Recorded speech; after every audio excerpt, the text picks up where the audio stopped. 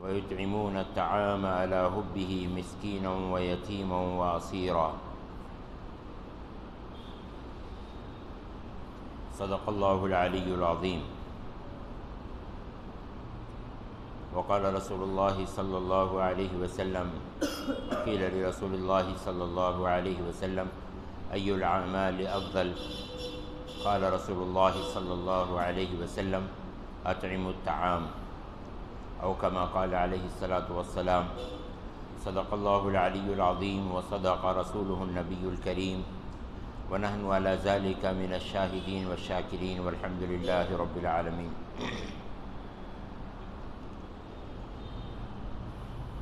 عزیز بزرگوں، بھائیوں اور دوستو، مکہ مکرمہ میں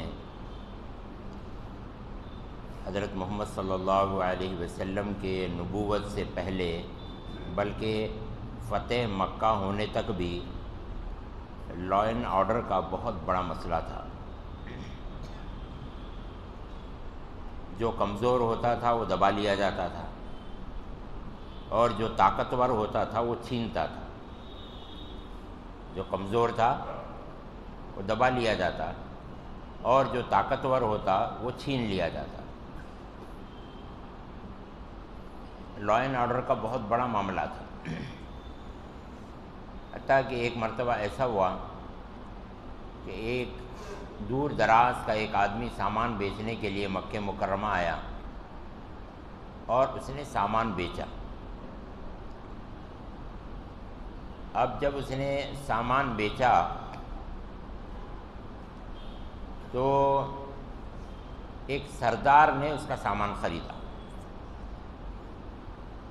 اور پیسے مانگنے کے لیے یہ گیا تو اس نے کہا کل آنا، پرسوں آنا، اسی طرح اس کی ٹال مٹول کرتا رہا. اور کافی دن گزر گئے، اس نے اس کے پیسے نہیں دیے، اور اسے یہ احساس ہو گیا کہ میرے پیسے مجھے نہیں ملنے والے. تو ایسا مکے میں عام طور سے ہوتا رہتا تھا کہ کوئی بھی ایسا آتا تھا، کوئی سردار بڑا آدمی اس کے پاس سے مال لے لیتا، پھر اس کو پیسے نہیں دیتا.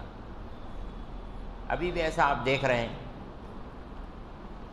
پورے انڈیا میں، ہمارے شہر بیجاپور میں، کہ لوگ جو ہے وہ بڑا آدمی ہے، اس کو کچھ سامان بیچ دیتے ہیں، کچھ زمین بیچ دیتے ہیں، اپنے کھیت کھلیان بیچ دیتے ہیں، اس کے ہاتھ میں جو ہے اپنی چیزیں بیچ دیتے ہیں، تو وہ اس کو روک کر کے رکھ لیتا ہے، اور اس غریب کو جو ہے 100-200 چکر گھماتا ہے، اور پھر اس کے بعد میں تھوڑے تھوڑے کبھی 50,000، کبھی 25,000، کبھی 10,000، کبھی 5,000 کر کے اس کی رقم لوٹاتا ہے. ایسا بیجاپور میں بھی بہت ہے ابھی.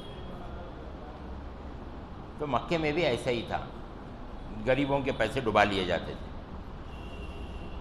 تو اس مرتبہ ایسا ہوا تو اس آدمی نے جو ہے حرم میں کھڑے ہو کر کے بہت درد بھری آواز لگائی اس نے کہ میں ایک مسافر آدمی ہوں، میں ایک اجنبی آدمی ہوں، اور مکے کے اس سردار نے میرے ساتھ میں اس طرح کا کام کیا ہے کہ میرا تجارت کا سامان اس نے خرید لیا، اور جو ہے وہ مجھے پیسے نہیں دے رہا ہے.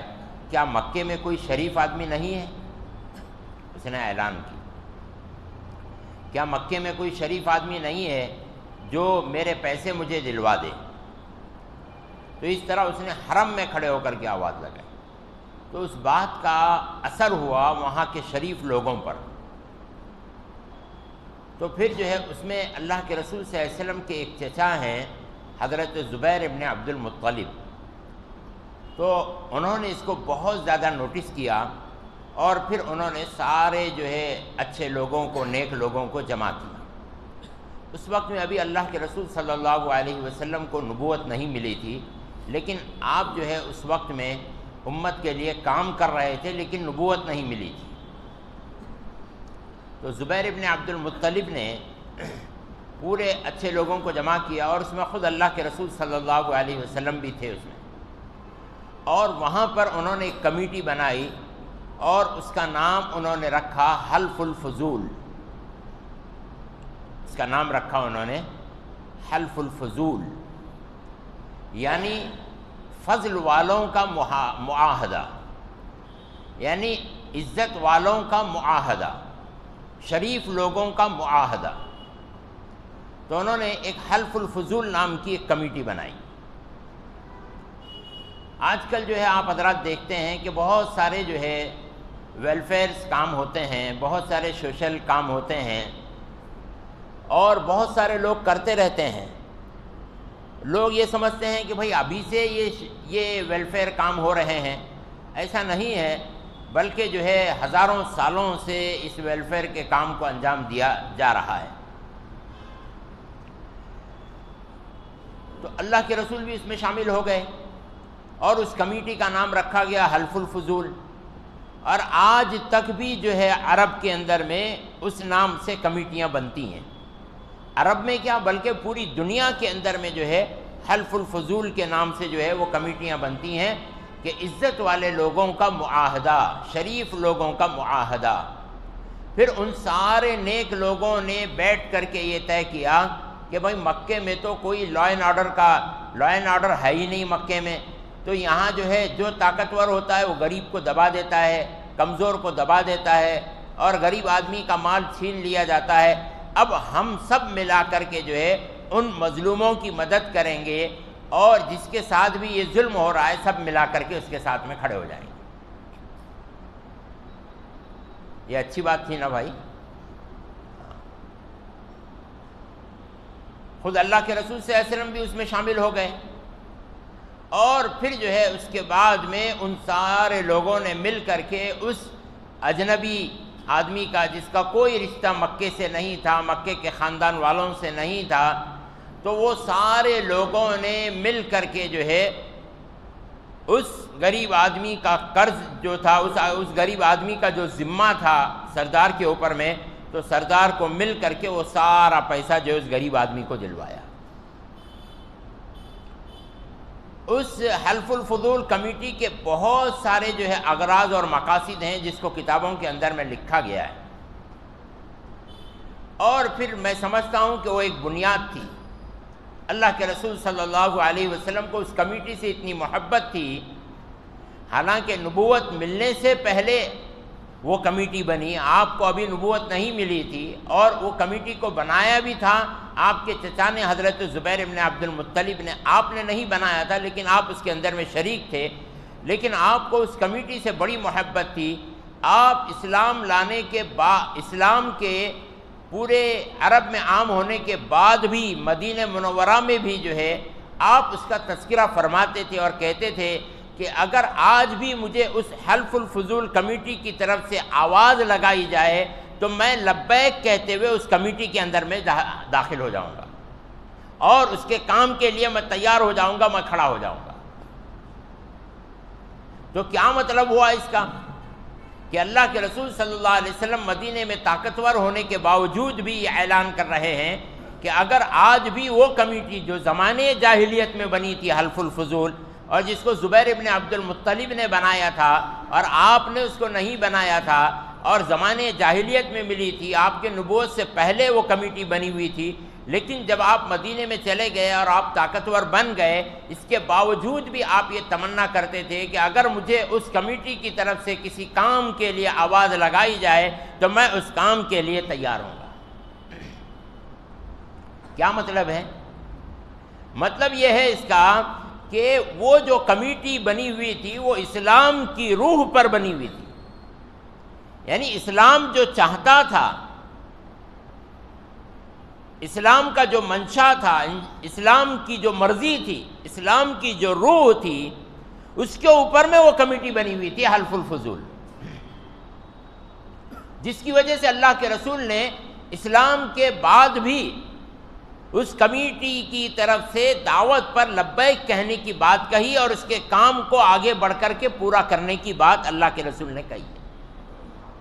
یعنی ایک مظلوم کی مدد کرنا، مظلوم کی مدد کرنا، کہ جتنے لوگ ہیں وہ سارے لوگ مل کر کے جو ہے اپنی انفرادی طاقت کو ایک جگہ پہ جمع کرو، اپنی انفرادی طاقت کو ایک جگہ پہ جمع کرو، اور جمع کر کے پورے ملا کر کے جو ہے کوئی ایسا ویلفیئر کا اور جو ہے کوئی ایسا غریبوں کی مدد کا کام کرو۔ یہ حلف الفضول نام کی کمیٹی بنی۔ ابھی دیکھیے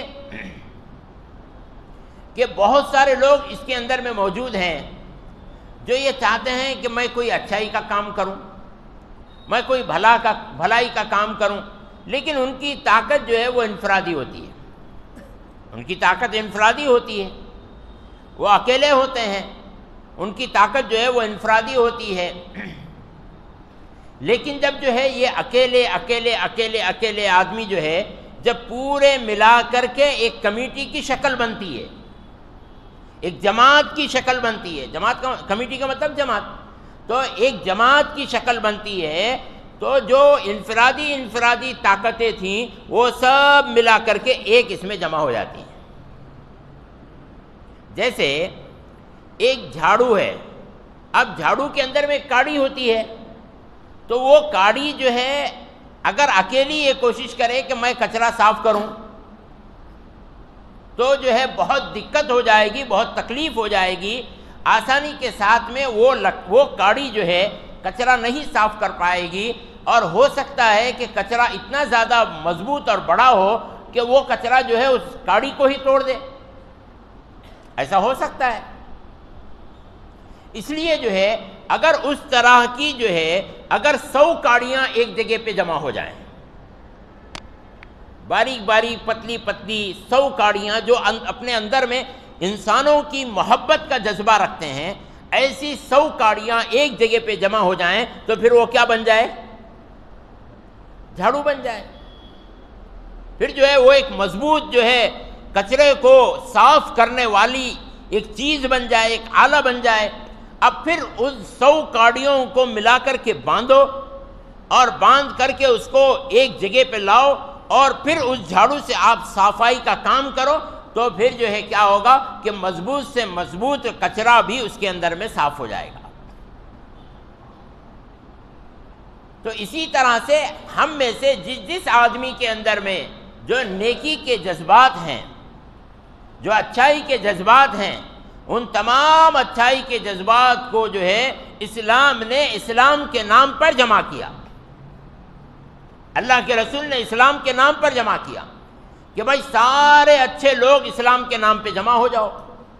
تو سارے اچھے لوگ جو ہے وہ اسلام کے نام کے اوپر میں جمع ہو گئے، اور پھر جو ہے جب وہ سارے اچھے لوگ اسلام کے نام کے اوپر میں جمع ہو گئے تو پھر جو ہے اس کی وجہ سے جو چیزیں نکلنی چاہیے تھی وہ پوری دنیا کے اندر میں عام ہو گئی۔ آپ اس کے اثرات کو دیکھ رہے ہیں۔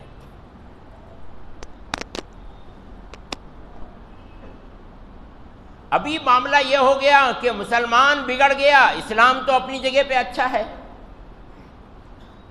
لیکن مسلمان بگڑ گیا، اور اس کے اندر کی جو اچھائی کی صفتیں تھیں وہ صفتیں کم ہونے لگیں، اور اس کا جو کام تھا کچرے کی صفائی کا، گندگی کو ہٹانے کا، برائی کو ختم کرنے کا جو اس کا کام تھا، تو وہ جو ہے اس نے اس کام کو کرنے میں ایک تو سستی کی، دوسرے اس کام کو کرنا اس نے چھوڑ دیا، تیسرے اسی کام کے اندر میں یہ خود بھی مبتلا ہو گیا۔ 3 باتیں ہوئی کہ مسلمان اچھائی کی دعوت لے کر کے پوری دنیا میں آیا تھا، تو اس نے اچھائی کا کام کیا تو اللہ نے پوری دنیا میں اس کو جگہ دی، اور پوری دنیا کا اللہ نے اس کو بادشاہ بنایا۔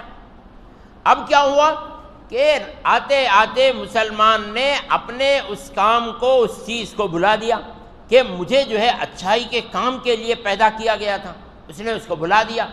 اب بھلا کر کے جو ہے اس نے اچھے کام کرنے بند کر دیے، ایک تو اچھے کام کرنے بند کر دیے، پھر اس کے بعد جو برائی ہو رہی تھی اس کو جو ہے جھاڑو بن کر کے صفائی کا کام بھی مسلمان کو کرنا چاہیے تھا، لیکن مسلمان نے اس میں بھی سستی کی، اور پھر آتے آتے ایسا ہو گیا کہ اب مسلمان نے اس گندگی کو صاف کرنے کے بارے میں جو ہے بالکل ہی چھوڑ دیا، یہاں تک نوبت آئی، اور پھر آتے آتے اتنے نیچے مسلمان گر گیا کہ وہ گندگی کو صاف کیا کرتا، اس گندگی کے اندر میں خود بھی مبتلا ہو گیا، جس کی مثال سود اور بڈی ہے۔ کہ آج آپ بیجاپور میں دیکھ لیجئے کہ مسلمان کا کام تھا بڈی کو روکنا، مسلمان کا کام تھا سود کو روکنا۔ گزشتہ جمعہ میں نے اشارتاً بتایا کہ ایک نوجوان کی موت ہو گئی بھائی،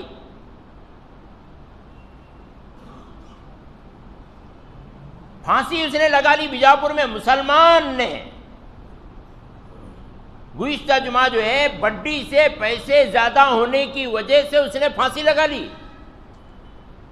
پورے بیجاپور کے مسلمانوں پر اس کا وبال آئے گا۔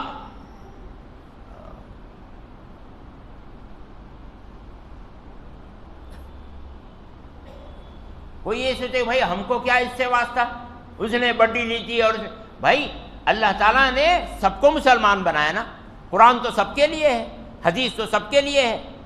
کیا آپ قرآن سے الگ ہیں؟ کیا مسلمان قرآن سے الگ ہے؟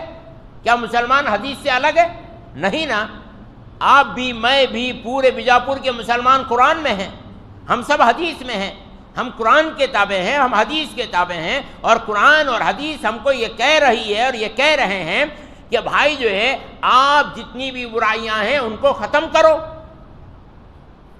کنتم خیر امۃ اخرجت للناس تأمرون بالمعروف وتنہون عن المنکر، اچھائیوں کا حکم دو اور برائیوں سے روکو۔ اللہ تعالیٰ نے فرمایا ہے کہ بھائی جو ہے برائی کو روکو۔ اب یہ برائی کو روکنا جو ہے یہ پورے مسلمانوں کا کام تھا، یہ ذمہ داری ہے۔ اور اللہ نے فرمایا کہ جس علاقے کے اندر میں یہ کام بند ہو جاتا ہے، یعنی یہ کہ اچھائی کو نہیں بولا جاتا اور برائی سے نہیں روکا جاتا، اللہ اس جگہ پر عذاب کو نازل فرماتے ہیں۔ اب یہ میری اور آپ کی ذمہ داری تھی، اور ہے، تھی نہیں ہے، اور ہم کو آگے بھی کرنا ہے انشاءاللہ۔ ہم کو ہمت کرنی پڑے گی۔ اب اس کے لیے ہم خاموش نہیں بیٹھ سکتے کہ بھائی کوئی ہم کو برا کہہ رہا ہے، میں اگر کھڑا ہو جاؤں گا تو پھر لوگ مجھے گالیاں دیں گے، مجھے جو ہے پریشان کریں گے، میں ہی کیوں گالیاں کھاؤں۔ ارے بھائی اگر اللہ کے رسول صلی اللہ علیہ وسلم یہ سوچتے، سارا مکہ میرے مخالف ہو گیا، کام کرنا بند کر دیتے، ان کے خاندان والے ان کے مخالف ہو گئے، کام کرنا بند کر دیتے، طائف والوں نے ان کے اوپر میں پتھر برسائے، کام کرنا اللہ کے رسول صلی اللہ علیہ وسلم بند کر دیتے، تو پھر آج میں اور آپ مسلمان ہوتے؟ قرآن کی دولت ہمارے پاس میں ہوتی، حدیث کی دولت ہمارے پاس میں ہوتی؟ نہیں نا۔ تو اب مجھے اور آپ کو جتنے شریف اور اچھے لوگ ہیں، ان تمام لوگوں کو کھڑا ہونا پڑے گا ان مسلمانوں کے لیے جو برائی کے اندر میں مبتلا ہیں، جو بیمار ہو چکے ہیں بیچارے،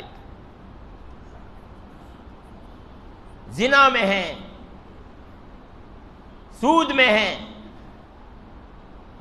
اللہ کے رسول صلی اللہ علیہ وسلم جب جو ہے عورتوں سے بیعت لیتے تھے، تو بیعت لیتے، اسلام میں داخل ہوتے وقت میں ہر ایک سے بیعت لیا جاتا تھا کہ بھائی جو ہے آج کے بعد میں آپ یہ نہیں کریں گے۔ تو اللہ کے رسول صلی اللہ علیہ وسلم جب عورتوں سے بیعت لیتے تھے تو ان کو جو ہے کہتے تھے کہ لا یزنین، 3 باتوں کے اوپر میں بیعت لیتے تھے عورتوں سے، کہ لا یزنین، کہ تم اسلام لانے کے بعد میں زنا نہیں کرو گی، تم اسلام لانے کے بعد میں زنا نہیں کرو گی۔ حلال اللہ نے تجھے شوہر کے ساتھ میں رکھا ہے تو تو اپنی ساری ضرورتیں شوہر کے ساتھ میں پوری کرے گی، لیکن جو اپنی ضرورتیں غیر مرد کے پاس میں پوری نہیں کرے گی۔ اور آج میرے بھائیوں آپ دیکھ رہے ہیں کہ مسلمان عورتیں کس طرح میں کس چیزوں میں مبتلا ہیں۔ کوئی دن ایسا نہیں گزرتا ہے جہاں جو ہے یہ معاملہ نہ آ رہا ہو۔ اس کی بہت بڑی سزا ہم کو ملے گی اگر ہم نے اس کا کام نہیں روکا، اگر ہم نے اس کو قابو میں نہیں کیا، بہت بڑی سزا ہم کو ملے گی، میں بول رہا ہوں۔ ابھی سے خبردار ہو جاؤ، اس کام کے لیے محلے محلے کے اندر میں مہم چلاؤ، عورتوں کو حیا پر لاؤ، پاک دامنی کے اوپر میں لاؤ، ان کی عزت اور ان کی عصمت کا مقام ان کو بتاؤ کہ تمہاری پاک دامنی کتنی بڑی چیز ہے، ان کو بتاؤ۔ یہ محلے میں گھوم گھوم کر کے ہر گھر میں سمجھاؤ، عورتوں کو جمع کر کر کے سمجھاؤ، لڑکیوں کو جمع کر کر کے سمجھاؤ کہ بھائی عزت کتنی بڑی چیز ہے، پاک دامنی کتنی بڑی چیز ہے۔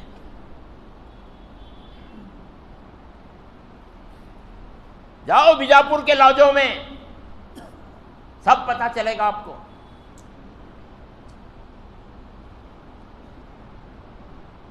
سب جگہ ہے یہ معاملہ، یہی نہیں ہے، ہر طرف کے ویڈیوز مل رہے ہیں، اور جب ان کو روکا جا رہا ہے تو روکنے والوں پر جو ہے مقدمے اور کیس کر رہی ہیں لڑکیاں۔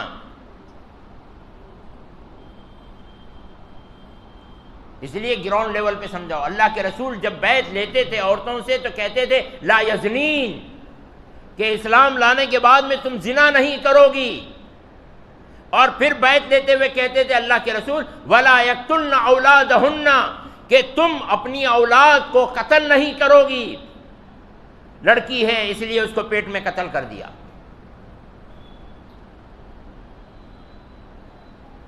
کتنی لڑکیاں آئیں گی، اس لیے جو ہے پیٹ میں اس کو معلوم کر کے کہ بھائی جو ہے اس کو پیٹ میں قتل کر دیا، زنا کیا، حمل رکا، ابورشن کرا لیا۔ ولا یقتلن اولادہن،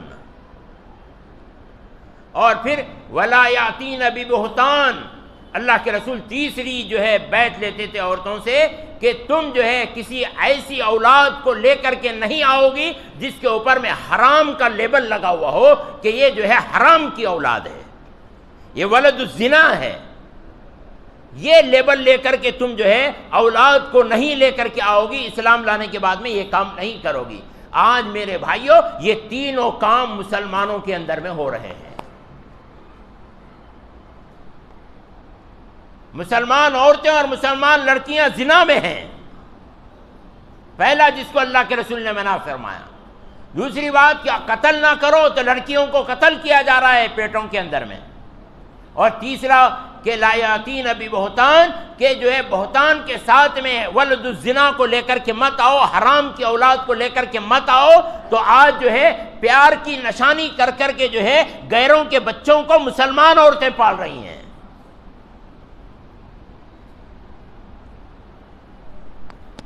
اس کی جو سزا ملے گی بہت بھیانک ہے، آپ نہیں سمجھ پائیں گے اس کو۔ اس کی جو سزا ملنے والی ہے وہ بہت بھیانک ہے اگر ہم نے اس کو نہیں روکا۔ اللہ اکبر، اللہ اکبر۔ میں اس کو ذکر کرنا نہیں چاہتا، میرے پاس 1400 سال کی کہانیاں ہیں اور تاریخیں ہیں، پچھلی ہسٹری سے میں واقف ہوں۔ میرے بھائیوں پچھلے جا کر کے دیکھو، جس جگہ پر اس طرح مسلمان عورتوں نے کام کیے گندے، تو ان کے ساتھ میں اللہ نے کیسے عذاب نازل کیا ہے، پھر ان کے ساتھ میں ننگا سڑکوں پر کیا ناچ ناچا گیا ہے، کیا ان کے ساتھ میں کھیل کھیلا گیا ہے سڑکوں کے اوپر میں، اور کیا ان کی عزت کی دھجیاں اڑائی گئی ہیں۔ پچھلی تاریخیں جا کر کے آپ دیکھیے، میں اس کو یہاں بولنا نہیں چاہتا ہوں۔ میں اگر اس کو نہیں روکا گیا تو پھر جو ہے اپنی آنکھوں کے سامنے بہت بری حالت میں ہم اپنی عورتوں کو دیکھیں گے۔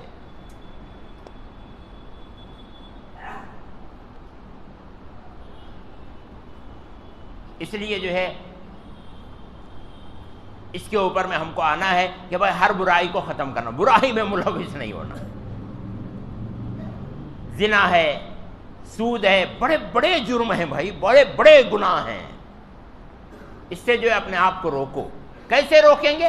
آسان کام ہے، اے بھائی جو ہے روحانی ماحول بناؤ پورا بیجاپور میں، تو انشاءاللہ جو ہے اس سے ساری چیزیں ختم ہو جائیں گی۔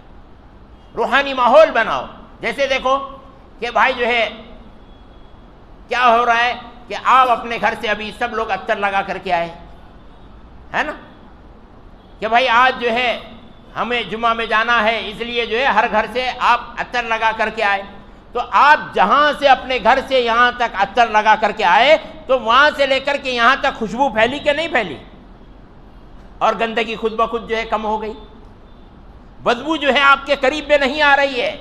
کیوں نہیں آ رہی ہے؟ اس لیے کہ آپ نے خوشبو کو اپنے اوپر میں لگا لیا ہے، آپ خوشبو کے اندر میں ہیں، جس کی وجہ سے جو ہے گندگی آپ کے قریب میں نہیں آ رہی ہے۔ اسی طرح سے جو ہے اگر اس بیجاپور کے گندے معاشرے کو ہمیں جو ہے ختم کرنا ہے تو پھر جو ہے ایک پاک معاشرہ ہمیں بیجاپور کے اندر میں بنانا پڑے گا، اور اسی کی محنت ہو رہی ہے یا مجیبوں کے ذریعے سے، کہ بھائی ہر گھر کے اندر میں آواز لگاؤ، 2 گھنٹے 2.5 گھنٹے ہر آدمی جو ہے وہ یا مجیب پڑھنے والا بنے، اب دیکھیے یہاں آپ لوگ آئے ہیں، یہاں سے اپنے گھر کو جب آپ جائیں گے تو گاڑی کے اوپر میں یا مجیب یا مجیب یا مجیب پڑھتے ہوئے جائیں گے، تو یہاں سے لے کر کے آپ اپنے گھر تک اللہ کا نام لیتے ہوئے جا رہے ہیں، یا اللہ یا اللہ یا اللہ یا اللہ کہتے ہوئے جا رہے ہیں، ہے نا؟ یا اللہ کہنا یا مجیب کہنا دونوں ایک ہی ہے۔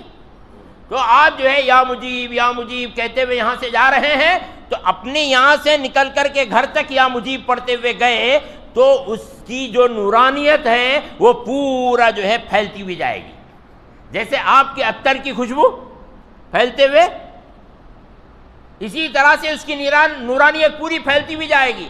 تو آپ جو ہے چل رہے ہیں، پھر رہے ہیں، اٹھ رہے ہیں، بیٹھ رہے ہیں، تو اس کو پڑھتے رہو، اور ہر ایک کو پڑھنے کے لیے بولو، عورتوں کو پڑھنے کے لیے بولو، لڑکیوں کو پڑھنے کے لیے بولو، بچوں کو پڑھنے کے لیے بولو، سب کو پڑھنے کے لیے بولو، تو اس کی نورانیت جو ہے وہ پھیلنا شروع ہوگی۔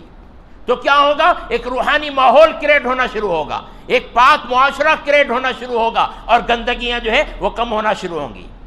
آپ خوشبو لائیں گے تو گندگی آپ کے قریب میں نہیں آئے گی، اگر ہم نے خوشبو کو نہیں لایا تو پھر جو ہے کسی نہ کسی صورت میں ہم کو گندگی کی بات سننی پڑے گی۔ اگر جو ہے ہم نے گھر کو صاف نہیں کیا، گھر گندا ہوگا۔ ہم نے اسپرے نہیں کیے، اس میں ایئر فریشنر نہیں لگائے، تو گھر کے اندر میں بدبو آئے گی۔ یہ تو ہونا ہی ہے، یا تو بدبو رہے گی یا تو خوشبو رہے گی۔ اگر ہم نے خوشبو کو غالب کیا تو بدبو ختم ہو جائے گی، اور اگر ہم نے خوشبو نہیں لگائی تو بدبو ہمارے سر کے اوپر میں چڑھ جائے گی۔ آپ جو ہے غسل مت کرو، کیا ہوگا؟ آپ کے بازو میں کوئی بیٹھے گا، آپ خود جو ہے سو نہیں پائیں گے، آپ خود جو ہے اپنے جو ہے ایسا گردن جھکا کر کے اپنی بغل کی طرف اپنی ناک لے کر کے نہیں جا پائیں گے، اگر جو ہے 2-4 دن ہم نے نہیں نہایا۔ گندگی کو صاف کرنا پڑے گا نا۔ جب جو ہے ہم خوشبو لگائیں گے، صابن لگائیں گے، پرفیوم لگائیں گے، تو پھر جو ہے وہ گندگی صاف ہونا شروع ہوگی۔ اسی طرح سے جو ہے یہ زنا کو، اور پھر جو ہے یہ جو سود کا کاروبار ہو رہا ہے، اور یہ جو ہے ادھر ادھر کی جو ہے چیزیں ہو رہی ہیں، نشہ ہو رہا ہے نوجوانوں کے اندر میں عام ہو رہا ہے، یہ سارا اگر ختم ہونا ہے یہ روحانی ماحول کریٹ کرنا پڑے گا۔ اور پھر جو ہے اللہ کی رحمت کو کون سی چیز لاتی ہے وہ کام ہمیں کرنے پڑیں گے۔ اس لیے اللہ کے رسول صلی اللہ علیہ وسلم نے صرف اتنے ہی کام نہیں کیے، مدینے کے اندر میں جانے کے بعد میں آپ نے اور ایک کمیٹی بنائی۔ ایک کمیٹی مکے میں بنی، اس کا نام تھا حلف الفضول، اور ایک کمیٹی اللہ کے رسول نے مدینہ منورہ میں انٹری کے ساتھ فوراً بنائی، اس کا نام تھا میثاق المدینہ۔ اس کا نام تھا میثاق المدینہ۔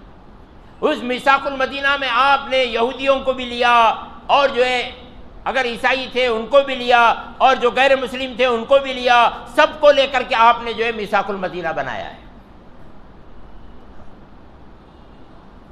اور پھر اس میثاق المدینہ کے ذریعے سے آپ نے ایک سسٹم کو مدینہ منورہ میں کریٹ کیا۔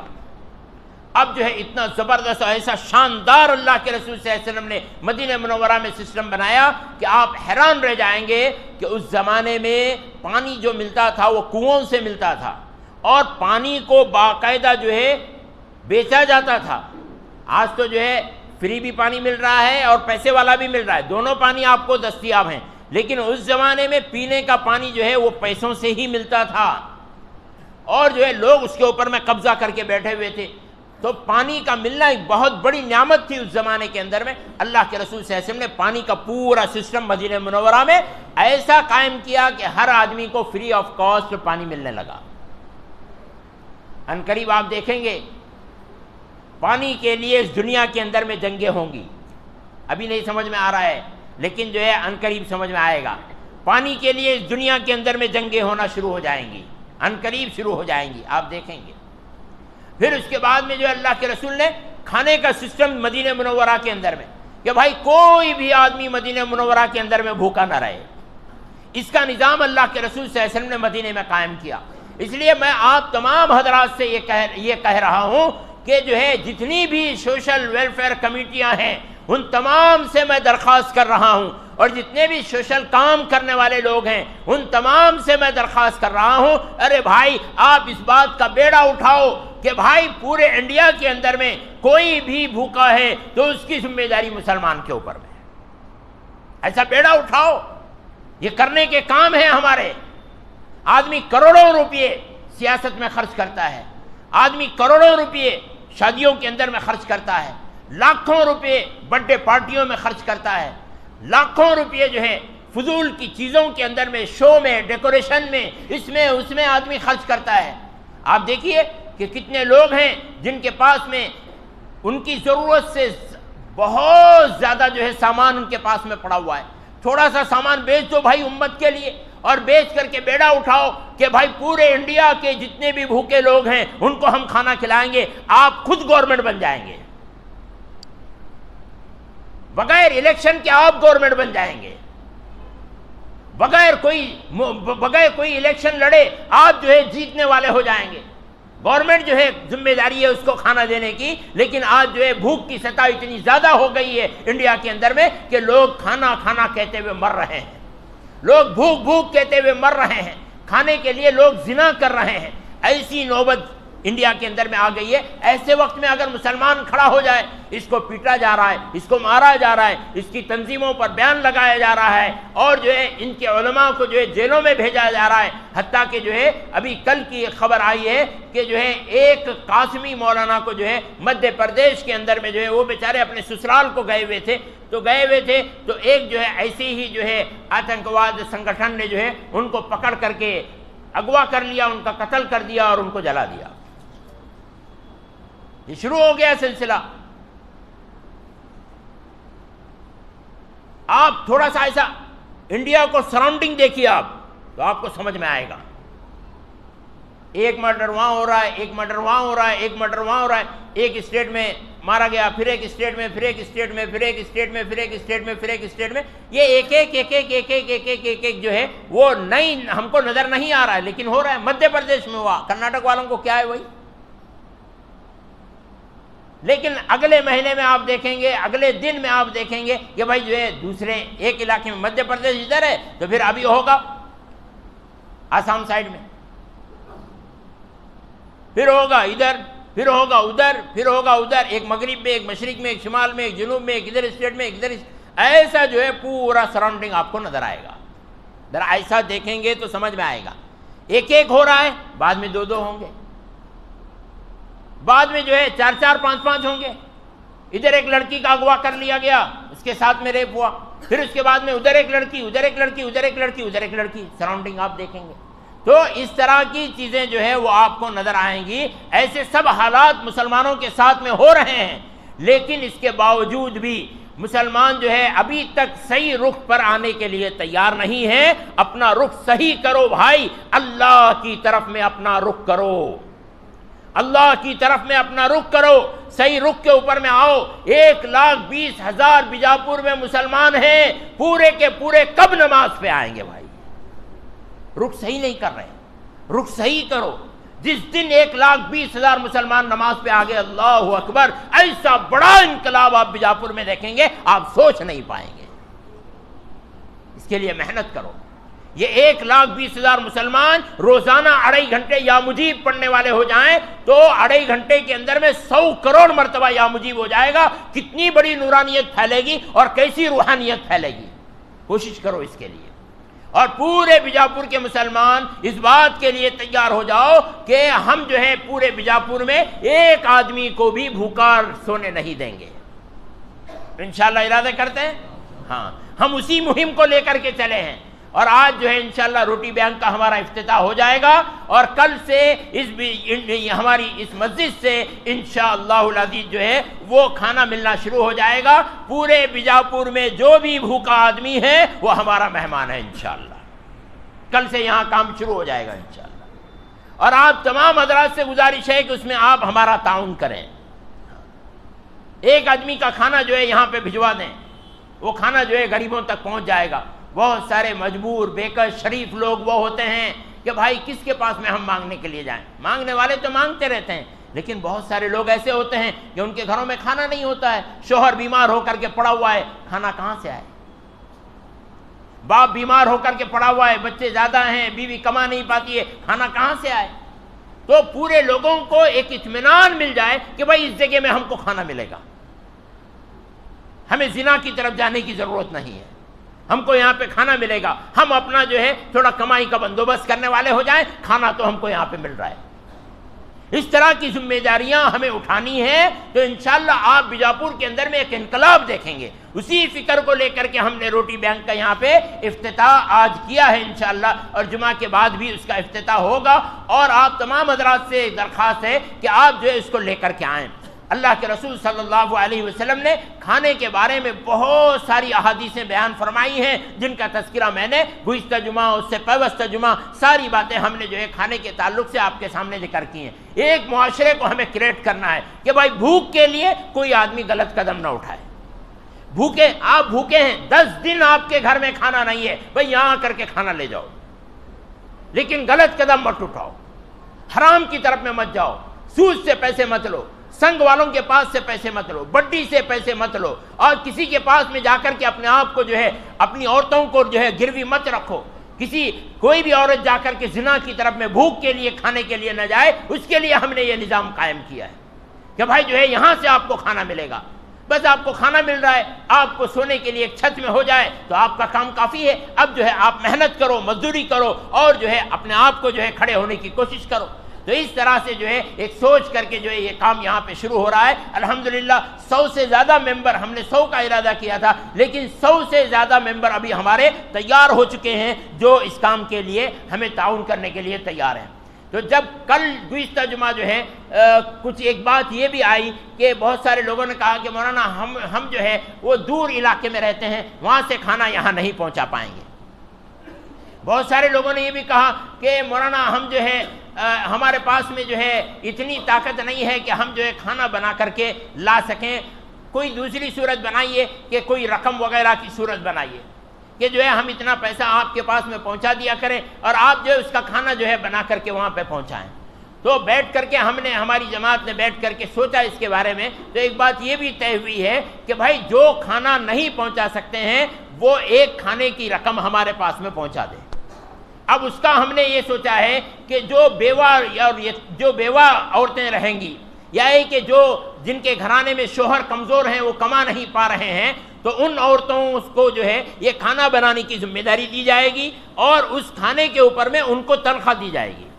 تو ان کا بھی نظام ہو جائے گا کہ وہ عورتوں کے جو ہے نظام، ان کے جو ہے تنخواہ کا نظام ہو جائے گا، ان کا گھر چلنا شروع ہو جائے گا، اور وہ کھانا بھی بنا کر کے ہمارے پاس میں پہنچائیں گی۔ تو اس طرح سے جو ہے دو صورتیں ایک ہی ساتھ میں ہو جائیں گی کہ کھانے کا نظام بھی بن جائے گا، اور وہ بیوہ عورتیں اور وہ غریب عورتیں کہ جن کے شوہر نہیں کما رہے ہیں، وہ ادھر ادھر جا کر کے دوسروں کے گھروں میں بد نظری کا شکار ہو رہی ہیں، وہ اپنے گھروں میں ہی رہ کر کے جو ہے ایک اچھا کام، بھلائی کا کام کریں گی کہ وہی ان کو کھانا بنانا ہے، وہ جو ہے کھانا ہمارے تک میں پہنچائیں گی۔ تو اس طرح سے جو ہے ہم نے نظام بنایا ہے۔ تو جو لوگ ایسے بھی تیار ہو رہے ہیں کہ بھائی جو ہے ہم صرف رقم پہنچائیں گے اور آپ جو ہے وہ کھانے کا نظام بنا کر کے آپ پہنچا دیے، تو وہ احباب بھی ہمارے پاس اپنے ممبر کے طور پر کہ ہم رقم پہنچانے والے ممبر ہیں، اس طرح سے جو ہے آپ لکھوا دیں، تو انشاءاللہ جو ہے ان کے ذریعے سے بھی یہ کام ہو جائے گا۔